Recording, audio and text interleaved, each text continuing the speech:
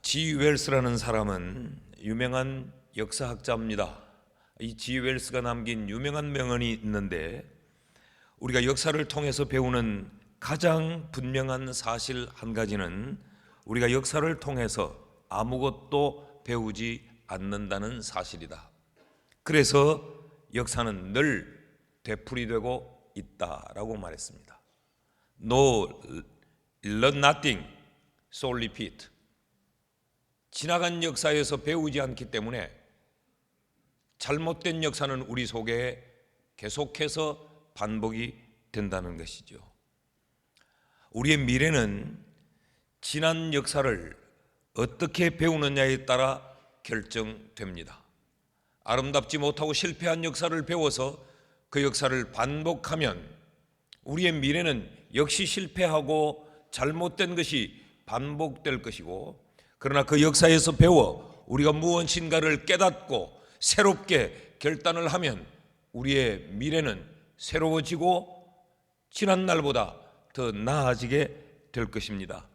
그래서 바울은 1세기의 이 그리스도인들이 구약의 시대에 살고 있던 이스라엘 백성들의 그 역사를 인식하라고 그들에게 강조합니다. 그래서 그 역사에서 이들이 제대로 배워서 선배들의 실패를 반복하지 않고 지난 역사의 그 뼈아픈 실패가 그들에게 다시 재현되지 않도록 그들을 일깨우고 있습니다. 오늘 본문의 내용이 바로 그런 내용의 말씀입니다.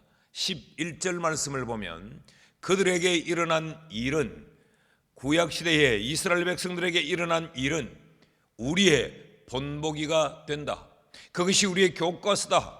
무엇을 우리가 배워야 하고 무엇을 배우지 않아야 될지, 무엇을 우리가 취하고 발전시키고 무엇을 우리가 우리의 삶에서 잘라 내어버려야 될지, 이것이 바로 지난 역사를 통하여서 우리가 배울 수 있는 것인데, 또한 말세를 만난 우리를 깨우치기 위하여 기록되어 있다. 지난 역사는 오늘의 시대를 사는 우리를 깨우치고 우리에게 경고하기 위하여서 지난 역사의 기록이 필요하고, 우리는 지난 역사를 배워야 하는 이유가 그 지난 역사를 통하여서 우리는 깨우침을 얻기 위해 지난 역사를 배워야 된다라고 지금 바울은 1세기 그리스도인들에게 강조하고 있는 것입니다. 먼저 기억해야 될 것들이 있다라고 지금 바울은 이야기합니다. 그것이 우리 어제 저녁 송구영신 예배 때 살폈던 말씀들이죠. 하나님이 어떤 은혜를 베풀어 주셨는가, 은혜를 기억하고 은혜를 배워야 된다. 모두가 구름 아래로 지나왔고 바다 가운데를 지났으며 모세에게 속하여 바다와 구름 가운데서 세례를 받고, 그리고 하늘로부터 주어지는 신령한 음료와 음식을 먹었다는 것을 기억해라. 하나님이 우리를 그렇게 베풀었고 하나님이 그런 은혜를 부어 주어서 우리의 조상들은 그 은혜 가운데서 평탄한 길을 지나오게 되었다는 것, 그들의 생명을 지켜낼 수 있었다는 것, 그들이 출애굽의 은총을 겪었다는 것, 그들이 광야를 지나올 수 있었다는 것, 이것을 너희가 똑똑히 기억해야 된다. 이것을 너희가 알지 못하기를 내가 원하지 않는다라는 것이 바울의 첫 번째 가르침이었어요. 그런가 하면 바울은 오늘 이 5절 이하의 본문을 통하여 또 하나를 가르칩니다. 그런데 우리가 또 하나 알아야 될 것이 있다. 우리의 조상들은 이런 은혜로운 역사만 가지고 있었던 것이 아니고 슬프고도 비극적인 역사도 그들이 가지고 있다. 이것을 너희가 꼭 기억해서 그들처럼 되지 않기를 원한다 라고 하는 것이 바울의 가르침이에요. 우리가 이 말씀을 살피면서 2023년은 우리도 실패한 그들처럼, 실패한 지난날처럼, 실패한 지난해처럼 우리의 삶이 실패를 반복하지 않고 하나님의 은혜와 하나님의 복으로 채워지는 이런 한 해가 되기를 주의 이름으로 축원합니다. 어떤 사실들이 이들에게 슬픔의 역사로 남았는가? 5절 말씀을 보면 그러나 그들의 다수를 하나님이 기뻐하지 아니하셨으므로 그들이 광야에서 멸망을 받았느니라. 여러분, 이게 얼마나 비극이에요. 애굽 땅의 노예로 살면서 이들은 고통 가운데 하나님께 절규했습니다. 하나님이여, 지금이 견디기가 힘듭니다. 지금이 아닌 새로운 날을 우리에게 달라고 하나님 앞에 이들이 부르짖고 호소했어요. 그래서 하나님은 그들을 출애굽시키셨습니다. 새로운 삶을 그들에게 열어주셨단 말이죠. 그런데 그들이 광야에서 그들의 다수가 멸망되어 버리고 말았더라. 애굽에서 죽은 것과 광야에서 허덕거리다 죽은 것, 어떤 차이가 있습니까? 그런데 성경은 뭐라고 말하는가? 그들 가운데 다수가, 많은 수가 그 하나님의 은혜를 지속적으로 누리지 못하고 그 하나님의 복을 계속해서 이어가지 못하고 그들은 그만 멸망해버리고 말았다. 여러분 기억하십니까? 이스라엘 백성들 대다수가 광야에서 죽어 약속의 땅 가나안에 들어가지 못했다는 사실을, 그들은 하나님의 백성으로 부름을 받았고 그들은 그들의 지도자 모세와 함께 그 광야를 지났는데도 그 광야 속에서 하나님의 온갖 기적 같은 일들을 경험했음에도 불구하고 결과는 약속의 땅 가나안에 들어가지 못한 비극을 겪게 된 것. 가나안의 약속이 분명했는데 누구는 가나안을 경험하고 누구는 가나안을 경험하지 못했다. 이것이 새해를 맞는 우리를 긴장하게 하는 이유입니다. 야, 새해가 됐다. 새해다. 그래서 우리의 삶이 새로워지는 것은 아니죠. 여러분, 2022년 12월 31일과 2023년 1월 1일이 우리에게 현상적으로는 달라진 것이 아무것도 없습니다. 이제 우리가 다른 새해로 우리가 만들어 가야 되는 거죠. 그러기 위해서 오늘 이 말씀이 우리에게 필요한 것입니다. 바울의 경고를 들어보십시오. 6절 말씀 같이 한번 읽습니다. 다 같이 시작. 이러한 일은 우리의 본보기가 되어 우리로 하여금 그들이 악을 즐겨한 것 같이 즐겨하는 자가 되지 않게 하려 함이니. 그들이 악을 즐겨한 것 같이 악을 즐거워하지 마라. 그래야 그들처럼 멸망하지 않고 하나님이 주시는 은혜와 복 가운데 머물 수 있다라는 것이 바울의 가르침이에요. Don't enjoy evil like them. 그들은 악을 좋아했는데 그들처럼 악을 좋아하지 말라.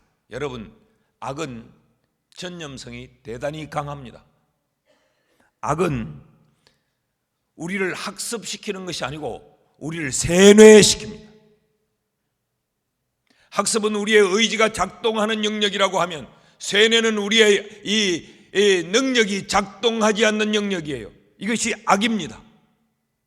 여러분, 우리가 우리의 자녀들을 키우면서 우리가 느끼는 게 뭐예요?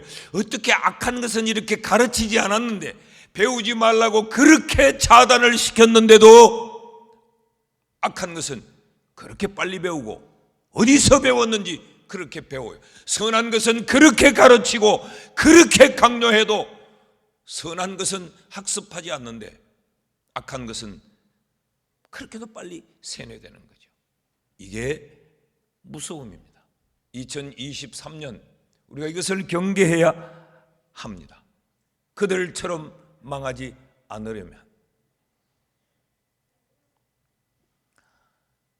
1월 첫 주 설교를 하면서 여러분 이렇게 복 받기를 바랍니다. 여러분 이렇게 잘 되기를 바랍니다. 이러면 얼마나 아멘 아멘 하면서 얼마나 기분이 좋겠어요. 우리의 마음이 막 흥분될 거예요. 그러나 기분 좋은 것으로 되지는 않습니다.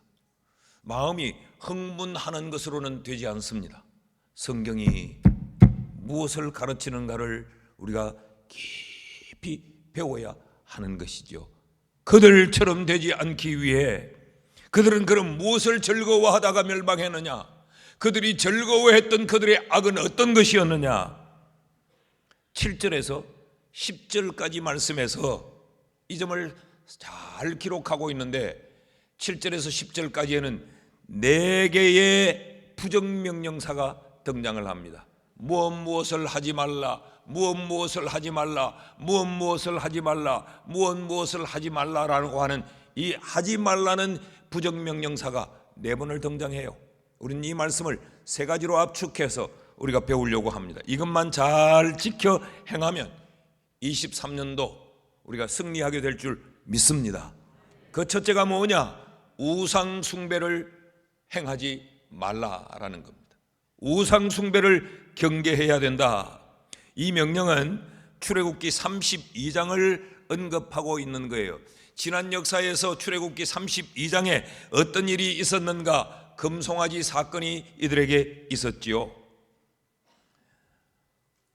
모세가 하나님의 부름을 받고 산 위에 올라가 하나님과 깊은 교제를 나누면서 하나님이 그 이스라엘 백성들에게 무엇을 말씀하시는가 그 말씀을 받으러 올라갔어요.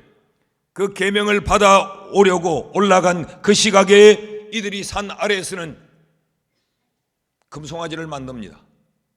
그래서 모세는 드디 내려오고 하나님은 우리 눈에 보이지 않고 그러니까 우리가 우리 좋은 대로 믿으면 되지 않겠나? 그래서 그들이 눈에 보이는 찬란한 형상의 금송아지를 만들고 그리고 그 금송아지를 하나님처럼 대신해서 섬기는 이런 일들이 산 아래 일어난 거지요. 이 금송아지 사건에는 2가지의 의미가 있습니다. 그 첫 번째 하나는 출애굽기 32장 1절의 말씀이에요. 백성이 모세가 산에서 내려옴이 더딤을 보고 모여 백성이 아론에게 이르러 말하되 일어나라 우리를 위하여 우리를 인도할 신을 만들어 이 모세 곧 우리를 애굽 땅에서 인도하여 낸 사람은 어찌 되었는지 알지 못하니라. 그러니까 모세에 대하여서 불신을 하기 시작을 한 겁니다. 자, 모세가 우리를 여기까지 데리고 왔지만 지금 저 산에 올라갔는데 언제 내려올지도 모르고 산에서 뭘 하는지도 모르겠고 그러니까 이제 더 이상 모세를 우리가 지도자로 신뢰할 수 없다. 아론이여 당신이 일어나시오. 그리고 금송아지를 만듭시다 라고 하는 것이 금송아지 사건의 발단이에요. 둘째로 이 금송아지 사건이 우리에게 보여주는 것은 사람에 대한 불신뿐만 아니라 하나님에 대한 불신입니다. 출애굽기 32장 4절 말씀을 보면 아론이 그들의 손에서 금고리를 받아 부어서 조각 칼로 새겨 송아지 형상을 만드니 그들이 말하되 이스라엘아 이는 너희를 애굽 땅에서 인도하여 낸 너희의 신이로다 하는지라. 이제 하나님이 필요 없는 겁니다. 우리가 하나님을 만들면 되는 거예요.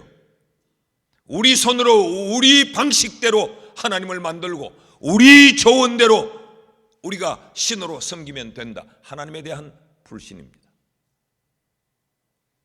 결국 이 금송아지 사건은 불신이 원인이에요. 그러니까 하나님의 권위와 하나님의 질서와 하나님의 존재에 대한 불신, 이것이 바로 금송아지 사건의 본질입니다. 여러분, 이것이 우상입니다. 이것이 우상이라고 하는 것이 믿어지십니까? 우리는 우상, 숭배, 우상 이러면 어떤 형상을 제작하여 만드는 것, 이것을 가장 먼저 머리에 떠올리죠. 근데 오늘 성경은 무엇이 우상이라고 말하는가? 단순히 그 형상을 만든 것은 하나의 드러난 현상일 뿐이고 그 본질이 생각이 어떠하냐, 마음의 상태가 어떠하냐, 그 태도가 어떠하냐. 그러니까 우상 숭배라고 하는 것은 다양하다는 이야기입니다. 골로새서 3장 5절 말씀을 보면 이 우상에 대하여서 뭐라고 가르치고 있느냐? 탐심이 곧 우상이니라 그랬어요. 우리의 마음을 어떻게 먹느냐?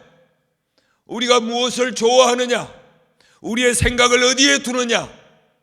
그것이 바로 우상이다 그랬어요. 탐심은 뭡니까? 내 마음이에요. 탐심은 뭡니까? 내가 좋아하는 거예요. 탐심은 뭡니까? 내 기준이에요. 탐심은 뭡니까? 내 계산이에요. 이것이 곧 우상이다 라고 지금 이야기하고 있는 것입니다. 오늘 본문 7절 말씀을 다시 보면 그들 가운데 어떤 사람들과 같이 너희는 우상 숭배하는 자가 되지 말라. 기록된 바 백성이 앉아서 먹고 마시며 일어나서 뛰논다 함과 같으니라. 여기 백성이 앉아서 먹고 마시고 뛰논다, 자기중심의 삶입니다. 자신들의 기쁨을 위하여 산다는 거죠. 내 좋은 대로, 내 즐거운 대로 이 산다는 거예요. 이 말씀을 마음에 잘 새겨야 돼요. 여러분 집회 때 뭐 기도한 것으로 끝나버리면 안 돼요. 흘리고 기도한 것으로 끝나면 안 되고 우리의 삶이 따라붙어요.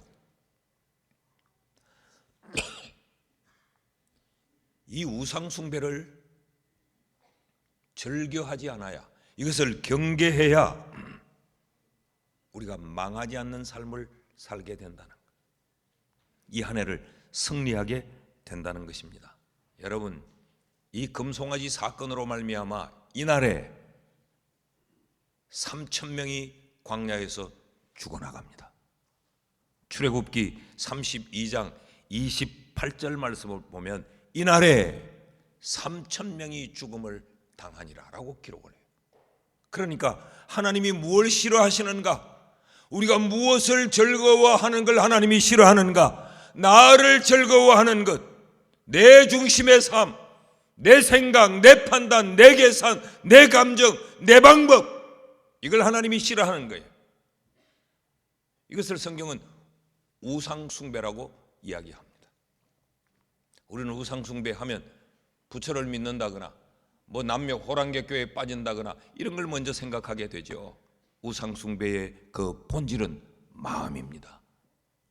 어떤 마음을 갖느냐, 어떤 생각을 가지느냐, 하나님 앞에서 살아가는 우리의 삶에 어떤 태도를 갖느냐, 이것이 우상숭배의 본질이라는 것이죠. 사랑하는 여러분, 금년 한 해 우리의 마음을 잘 다스리는 한 해가 될 수 있기를 축복합니다. 내 생각보다는 하나님의 말씀을 먼저 생각해야 돼. 내 즐거움보다는 하나님의 영광을 먼저 생각해야 되고, 내 계산보다는 하나님의 계산, 내 방법보다는 하나님의 방법, 내 감정보다는 하나님의 원하심이 우선되는 이런 삶을 우리 모두가 살 수 있기를 주의 이름으로 축복합니다.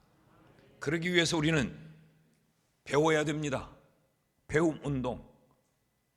하나님을 배워야 돼. 하나님이 뭘 원하는지, 하나님이 뭘 싫어하는지, 하나님이 우리에게 요구하는 것이 뭔지, 하나님의 방법은 무엇인지, 하나님의 계산은 어떠한지, 여러분 이것이 우선될 수 있기를 주의 이름으로 축원합니다.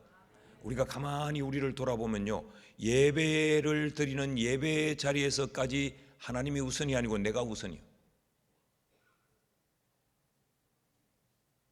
내 기분이 우선입니다. 내 감정이 우선이고 내 생각이 우선돼요. 교회 생활도 가만히 보면 주를 위하여 봉사하고 내가 교회를 섬긴다고 하는데 내 기분이 우선이에요. 내 하고 싶은 대로 한다는, 그것이 제동이 걸리면 우리는 교회 생활을 던져버립니다. 이것을 경계해야 우리가 이 한 해가 하나님이 싫어하는 한 해가 아니라 하나님으로부터 복을 받는 한 해가 될 줄 믿습니다. 이것이 첫 번째 우리에게 가르치는 거예요.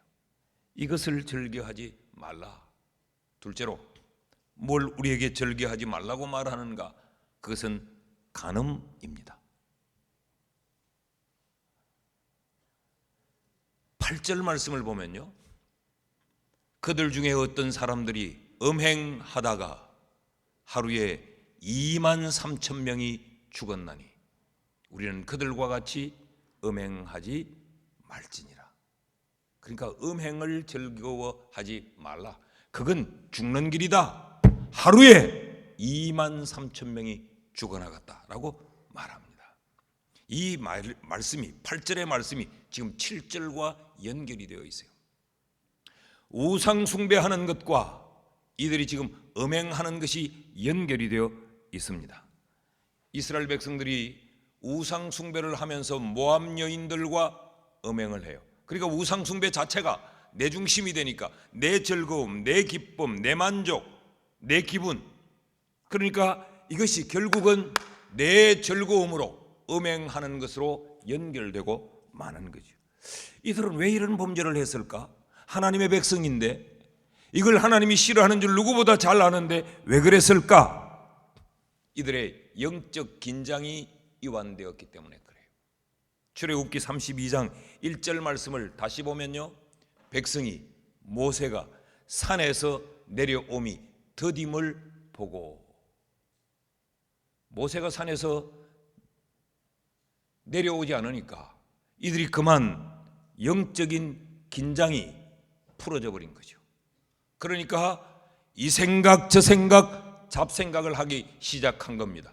그랬더니 하나님을 향하고 있던 눈들이 자기 자신들을 향하여 돌아서게 된 것이죠. 그래서 이들이 한 행위를 보면 이어지는 2절에서 6절까지의 말씀을 쭉 보면, 아론이 그들에게 이르되 너희의 아내와 자녀의 귀에서 금고리를 빼어 내게로 가져오라. 모든 백성이 그 귀에서 금고리를 빼어 아론에게로 가져가매. 여러분 보세요.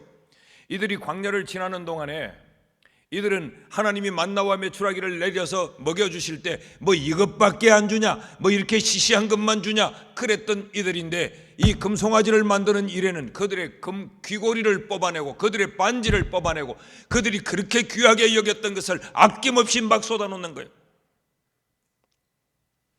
그래서 조각칼로 새겨 송아지 형상을 만드니 그들이 말하되 이스라엘아, 이는 너희를 애굽 땅에서 인도하여 낸 너희의 신이로다 하는지라. 아론이 보고 그 앞에 제단을 쌓고 이에 아론이 공포하여 이르되 내일은 여호와의 절일이니라 하니, 하나님과 전혀 상관이 없어요. 그런데 그것을 신앙의 옷을 입혀 둔갑시키는 거죠. 여러분, 우리도 이런 경우가 참 많아요. 내 원하는 대로, 내 기분대로, 내 감정대로, 내 생각대로 살면서도 늘 입에는 늘 하나님의 영광을 위하여서 아주 말씀대로 바르게, 지금 이들이 꼭 그런 거예요. 여호와의 절기다, 여호와의 절기다. 그러니까 영적 긴장이 이완되어서 해이해져 버리니까 영적 질서가 붕괴돼 버리고 맙니다.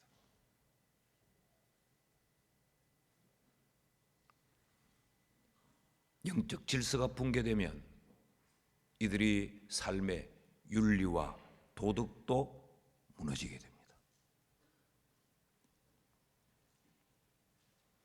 여러분, 우리가 조금이라도 죄 앞에서 머뭇거리는 이유는 하나님에 대한 두려움 때문 아닙니까? 우리가 죄를 못 지어서 안 짓는 게 아니죠. 그런데 그 앞에서 우리가 머뭇거리는 것, 그 앞에서 멈추어 서는 것, 거기에서 더 나아가지 않는 것, 이것은 하나님에 대한 두려움 때문이에요. 그런데 하나님을 두려워하는 이 영적 긴장감이 우리에게서 풀어져 버리면 영적 질서는 무너집니다. 영적 질서가 무너져 버리면 우리의 삶이 붕괴되는 거예요. 그러니까 영적인 것과 우리의 육적인 이 삶은 밀접하게 관계가 되어 있습니다. 그래서 바울이 뭐라고 말합니까? 네 영혼이 잘됨 같이 네 육신도 강건하고 범사가 잘되기를 바란다. 여러분, 우리의 영혼이, 우리의 영적 이 긴장감이 바로 세워지지 아니한데 우리의 육신으로 잘되면 그건 망하는 길입니다. 그런데 우리는 이 순서를 바꾸려고 하죠. 내 육신을 위하여 이것부터 채워놓고 이게 잘 되면, 내 배부르면, 내 등 따뜻하면 그때 하나님 앞에 신앙생활을 바로 하겠다. 이 순서가 뒤바뀌진 거예요. 너희는 먼저 그의 나라와 그의 의를 구하라. 그리하면 이 모든 것을 너희에게 더하시리라. 성경의 원리는 분명한데 우린 이 원리를 우리 방식대로 뒤바꾸는 거죠. 하나님의 판단을 볼까요? 출애굽기 32장 9절 말씀을 보면 여호와께서 모세에게 이르시되 내가 이 백성을 보니 목이 뻣뻣한 백성이로다. 하나님이 이르시지 않았어요. 어휴, 그래? 야, 너희들 나를 더 잘 섬기려고 나는 눈에 안 보이니까 이렇게 눈에 보이는 금송아지를 만들어서 아유 너희 각양귀한 그 금은 보화를 다 갖다 바쳐서 이 금송아지를 만들었네. 참 귀하고 착하다. 그렇게 말하지 않았어요. 목이 뻣뻣한 백성이라. 그리고 이어지는 출애굽기 32장 10절 그 다음 절을 보면 그런즉 내가 하는 대로 두라. 내가 그들에게 진노하여 그들을 진멸하고 너를 큰 나라가 되게 하리라. 복을 받는 자가 있고 버림을 받는 자가 있는 거죠. 악을 즐겨하면 버림을 받고 악을 미워하면 큰 나라를 이룬다는 거예요. 여러분 세상에는 딱 두 개의 길밖에 없습니다. 하나님에 의하여서 복을 누리느냐 하나님으로부터 버림을 받느냐. 이 두 길 외에 다른 선택의 길 제3의 길은 없습니다. 2023년도도 분명합니다. 하나님의 복을 받느냐 하나님으로부터 놓아버림을 당하느냐. 이 두 개의 길 외에 다른 길은 없는 거죠. 여러분 이것이 역사의 가르침입니다. 영적 긴장감이 풀어지면 영적인 질서가 붕괴되고 영적 질서가 붕괴되면 도덕적 해이가 찾아오게 된다는 것. 이 도덕적 해이의 가장 현저한 현상이 음행입니다. 음행.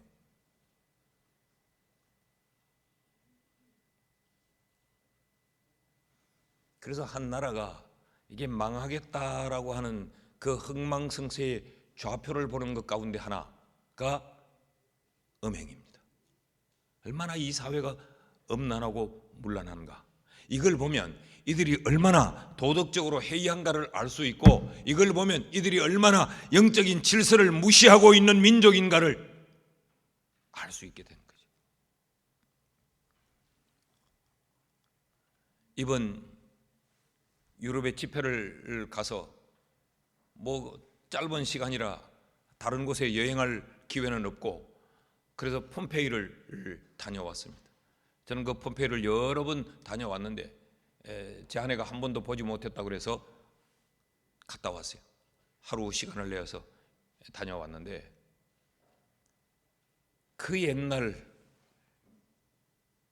화산으로 인하여서 도시가 완전히 잿더미 속에 다 덮여서 몰살을 당한 그 현장에 그 잿더미를 화산재를 걷어내고 이제 과거 그 도시를 다시 드러나게 만든 거지요. 세상에 그 옛날 그곳에도 사창가가 있어요. 놀라워요. 그때도 요즘 시설에 도무지 뒤지지 않는 화려한 사우나 시설이 있어요. 에베소를 우리 다녀온 우리 성도들도 잘 알 겁니다. 그 붕괴된 에베소를 다시 발굴하고 하니까 거기에도 사창가가 있어요. 근데 이 사창가가 어디와 연결이 되어 있느냐? 도서관과 비밀 통로를 통해 연결이 되어 있는 거예요. 그러니까 도서관에 공부하러 가는 척하고 들어와 가지고 사창가를 가는.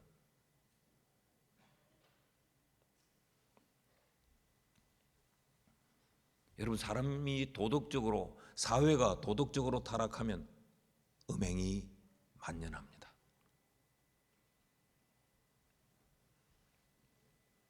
이걸 하나님이 싫어하신다는 거죠. 여러분 음행도 나의 즐거움입니다. 내 쾌락입니다. 내 만족입니다. 음행도 하나님의 방법이 아니고 내 방법입니다. 음행도 하나님의 생각이 아니고 내 생각인 거죠. 오늘 2부 예배 드리고 있는 우리 가운데는 이런 음행을 즐겨하는 자가 없기를 주의 이름으로 축복합니다. 꼭 도덕적인 이런 음란한 행위만을 말하지 않는 거예요. 자기 즐거움을 추구함, 자기 방식대로 내 인생의 푯대를 정하고 나아가면 이거 하나님이 이렇게 싫어한다는 것이죠. 우리 교인들의 반응이 이 두 가지 반응을 가끔 제가 겪습니다. 어떤 분들은 목사님 설교가 너무 강합니다. 한 주간 동안 교인들이 얼마나 힘들게 허덕거리고 살아가다가 오는데 위로해 주시고 좀 격려해 주시지 너무 책망하지 마십시오. 이런 분들이 간혹 계세요. 그런가 하면 또 한 부류는 이런 분들이 계세요. 목사님, 세상이 얼마나 혼탁한지 몰라요. 그런데 주일마다 목사님이 강하게 질책하는 설교를 듣고 정신이 번쩍번쩍 듭니다. 어제 저녁에 다 마치고 우리 여기 뭐 사진을 한두 장 찍고 나니까 어떤 청년 하나가 마스크를 이렇게 끼고 모자를 쓰고 목사님 저를 아시겠습니까? 그럼 내가 그렇게 있으면 잘 모르죠. 누구냐 그랬더니 언젠가 예배를 마치고 저 계단에 서서 목사님에게 잠깐 상담했던 누군데 목사님 기억하시겠습니까? 얼마나 많은 청년들이 있는데 내가 기억을 못하지. 그랬더니 그때 목사님 너 그러면 죽는다? 라는 그 말씀에 귀가 번쩍 열려서 제가 지금 신앙생활 잘 하고 있습니다. 아마 그러니까 보면 우리 교회에 지속적으로 나오는 청년은 아닌 것 같아요. 여러분 영적으로 긴장하는 한 해가 되기를 주의 이름으로 축원합니다. 교회에서 뭐 날감하자, 뭐 일천번제하자, 뭐 또 우리 이 성경을 배우자, 뭐 정오 기도회, 저녁 기도회를 하자. 왜 이러는가요? 영적 긴장감을 놓치지 말자는 이야기입니다. 영적으로 해이해지지 말자는 거예요. 여러분이요 주일 낮 예배 이 한 시간의 예배로 우리가 일주일을 살기에는 부족합니다.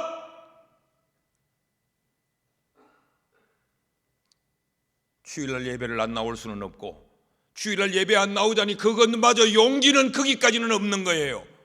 주일 한 시간의 예배를 그저 걸쳐놓고 일주일 동안 쉽게 사는 겁니다. 그 삶에 어떤 영적 긴장감이 있겠어요? 그 삶에 어떤 영적 질서의 확립이 서 있겠어요? 이것은 위험합니다.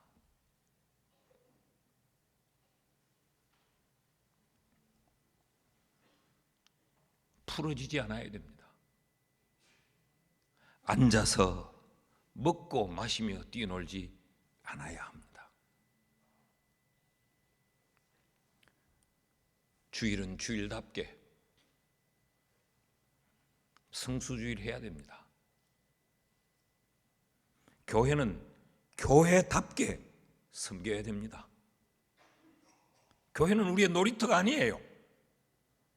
내 하고 싶은 것, 내 기분 좋은 것, 여기 내 놀이터 노름의 장이 아닙니다. 예배는 예배답게 드려야 합니다. 출애굽기 32장 5절 6절을 같이 읽어봅시다. 시작. 아론이 보고 그 앞에 제단을 쌓고 이에 아론이 공표하여 이르되 내일은 여호와의 절이리니라 하니 이튿날에 그들이 일찍 일어나 번제를 드리며 화목제를 드리고 백성이 앉아서 먹고 마시며 일어나서 뛰놀더라. 일찍 일어나면 뭐합니까? 번제를 드리면 뭐합니까? 화목제를 드리면 뭐합니까? 하나님의 방법이 아닌데, 금송아지 앞인데. 이것이 바로 이들의 음행한 삶의 표현들이에요. 여러분, 이 한 해 동안 우리가 이런 일을 즐겨하지 않아 그들처럼 멸망하지 않는 복된 성도들이 되기를 주의 이름으로 축복합니다. 마지막으로 무엇을 즐거워하지 말라고 이야기하는가? 그들처럼 악을 즐거워하지 말라라고 말하면서 언급한 그 악이 뭐냐? 의심과 원망입니다. 9절에서 10절 말씀을 보면요, 그들 가운데 어떤 사람들이 주를 시험하다가 뱀에게 멸망하였나니 우리는 그들과 같이 시험하지 말자. 그들 가운데 어떤 사람들이 원망하다가 멸망시키는 자에게 멸망하였나니 너희는 그들과 같이 원망하지 말라. 민수기 21장을 배경으로 하고 있습니다. 민수기 21장에는 어떤 사건이 일어나는가? 이들이 광야를 지나면서 광야에서는 이들 스스로 할 수 있는 게 아무것도 없었죠. 농사를 지을 수도 없었어요. 그러니까 하나님이 하늘에서 만나와 메추라기를 내려서 이들을 지금 먹여 주시지요. 자, 그런데 이들이 하늘로부터 내려지는 그 만나에 대하여 질린다고 원망을 합니다.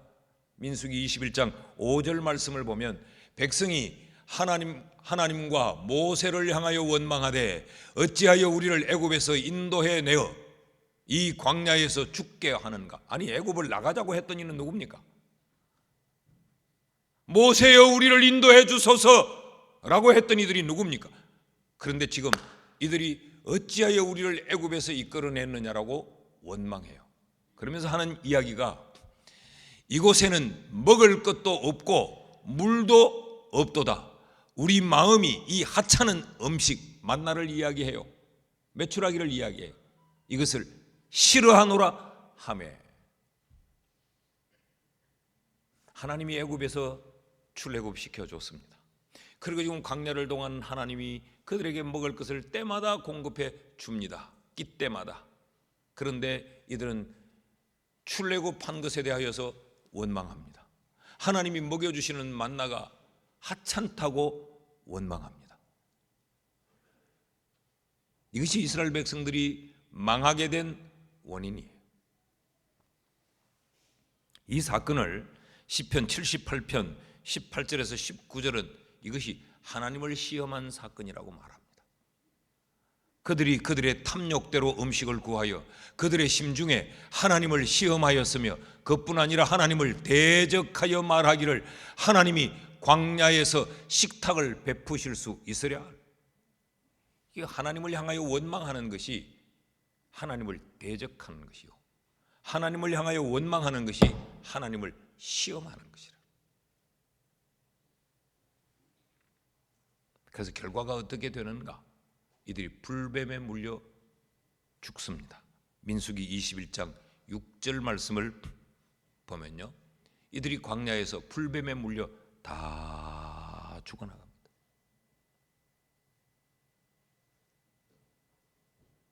광야에서 망해버리고 맙니다. 10절 말씀을 다시 보면, 오늘 본문 10절 말씀을 다시 보면 성경이 뭐라고 말합니까? 그들 가운데 어떤 사람들이 원망하다가, 그래서 어떻게 됐다는 말이냐? 멸망시키는 자에게 멸망하였나니 너희는 그들과 같이 원망하지 말라. 우리가 금해야 될 것, 원망이에요. 우리는 본성적으로 우리도 모르게 이런 원망을 잘 합니다. 잘 되고 있을 때는 아무 생각이 없다고, 좀 되면 아이고 그거 괜히 그 하락해가지고 이래 돼버려. 전부 우리 삶에는 원망이에요. 원망. 네 때문에, 너 때문에. 가만히 보면 나 때문에인 건 단 하나도 없어요. 이것이 위험하다는 이야기죠. 멸망시키는 자에게 멸망되었다. 여러분 보십시오. 우상 숭배에서 3,000명이 죽어나갑니다. 그리고 이들이 음행하다가 그날에 23,000명이 죽어나가요. 그리고 원망하다가 이들이 광야에서 여호수아와 갈렙을 빼고 다 무너졌어요. 출애굽한 1세대는 가나안에 이 두 사람 외에 단 한 명도 들어가지 못합니다. 얼마나 비극입니까? 한번 따라 하십시다. 원망은 멸망을 부른다. 원망은 멸망을 불러오는 휘파람이에요. 우리가 원망의 휘파람을 휙 부는 순간 멸망이 쑥 들어와 버리고 만다. 이스라엘은 이 의심하는 것, 원망하는 것, 이게 전공이었습니다. 이스라엘의 역사 이퀄 원망의 역사, 이런 등식이 성립돼요. 민수기 11장에 보면 만나에 대해서 원망하지요. 12장에 가면 모세에 대하여 원망하지요. 14장에 가면 아예 다 포기하고 애굽으로 돌아가자고 원망하지요. 계속 원망이 이어지는 게 이스라엘의 역사예요. 그래서 멸망시키는 자에게서 광야에서 다 멸망되었느니라 라고 말합니다. 여러분, 하나님이 가장 싫어하는 것이 원망이에요. 인간의 원망은 하나님의 실망입니다. 그럼 원망의 반대가 뭘까? 감사입니다. 2023년에 날감운동, 날감일기를 적는 일에 우리 교회가 날감운동을 이렇게 강조하고 하는 이유가 어디 있어요? 원망을 차단시키기 위해서. 하루 동안 나도 모르게 원망하고 나도 모르게 불평하고 나도 모르게 마음속에 의심을 갖고 살았을지라도 그 하루에를 마감하는 시간에라도 그 원망을 감사로 다시 돌려놓기 위해 감사운동을 하는 거예요. 여러분이 날감일기 쓰는 거하고 저하고 무슨 상관이 있습니까? 여러분 날감일기 쓰는 거하고 우리 교회가 무슨 상관이 있겠어요? 망하지 말자는 이야기입니다. 망하지 말자는, 하나님을 실망시키지 말자는 거죠. 금년 한 해가 참 제게는 더 특별한 한 해예요. 제가 이 교회 부임을 해서 예배당을 2번을 건축했습니다. 그런데 2번의 건축을 가만히 돌아보면 우리는 건축원금 단 1번 작정밖에 안 했어요. 여러분, 이 예배당을 다시 건축할 때도 우리 교인들이 손으로 건축한 건축헌금의 작정은 26억밖에 안 됐습니다.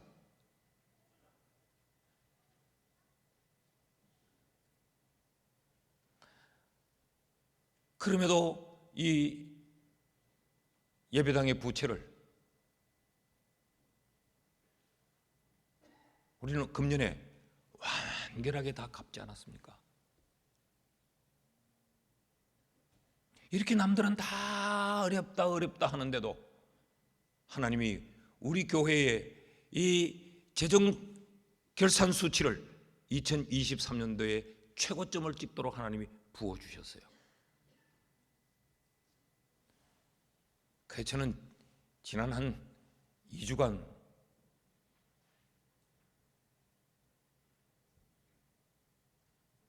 제 아내는 당신도 늙었는가 봐, 그렇게 자꾸 울어 샀는 거 보니까.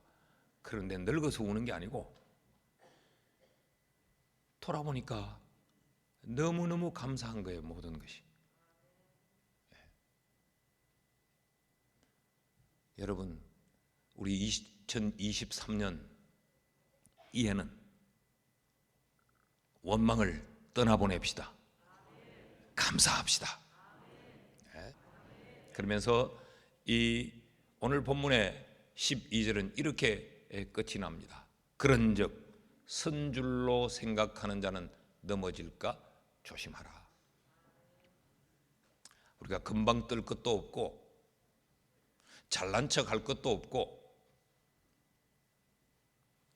늘 이 우상숭배, 간음, 원망 이런 것들을 우리 삶에서 경계하면서 살아서 이 한 해 축복이 이어지는 그런 한 해가 될 수 있기를 주의 이름으로 축원합니다.